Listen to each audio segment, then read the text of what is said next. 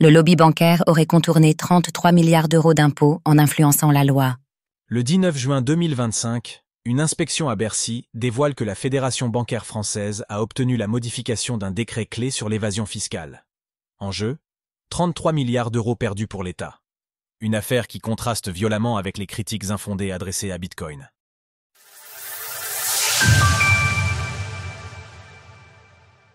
« 33 milliards d'euros auraient été détournés par les banques françaises. » En France, les médias et certains responsables politiques s'acharnent à présenter Bitcoin comme un outil de blanchiment d'argent et de financement du crime. Pourtant, aucune étude sérieuse ne valide ces accusations. Selon Chainalysis, seuls 0,14% des transactions en crypto-monnaie sont liées à des activités illicites. La traçabilité des blockchains en fait d'ailleurs de très mauvais outils pour dissimuler des flux financiers. À l'inverse, les révélations de fraude et de montages illégaux dans le secteur bancaire ne cessent de faire la une des journaux. Découvrez le Bitcoin, une monnaie incensurable et sans intermédiaire.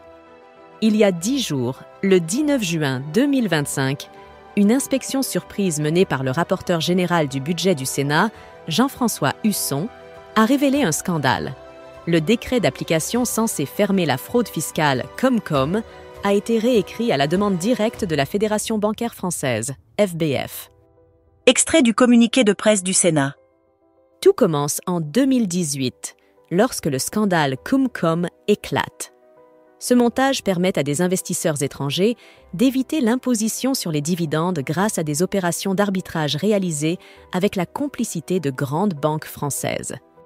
En réponse, plusieurs dispositifs anti-fraude sont votés par le Parlement, puis renforcés dans la loi de finances 2025 avec un amendement adopté à l'unanimité. Cependant, au mois d'avril 2025, un nouveau texte est discrètement publié par Bercy, introduisant des exceptions qui vident la loi de sa substance. Ce décret est introduit malgré l'opposition du Parlement, des directions du Trésor et de la DGFiP et en dépit de 2 courriers d'alerte envoyés au ministre de l'Économie.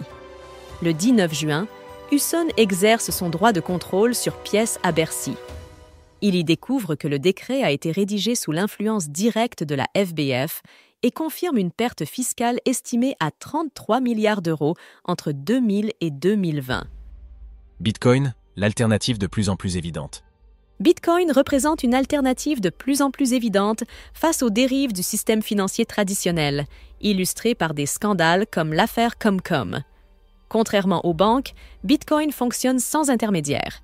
Il repose sur un protocole ouvert, vérifiable par tous et dont les règles sont immuables. Aucun lobby ni gouvernement ne peut modifier ses fondements en coulisses ni contourner ses règles pour en tirer profit aux dépens des autres.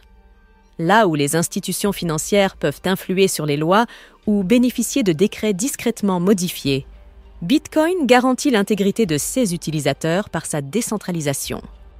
Dans un contexte où la confiance envers les régulateurs s'effrite, Bitcoin offre un refuge technologique et monétaire, fondé sur des principes d'équité, de prévisibilité et d'indépendance face aux intérêts corporatistes.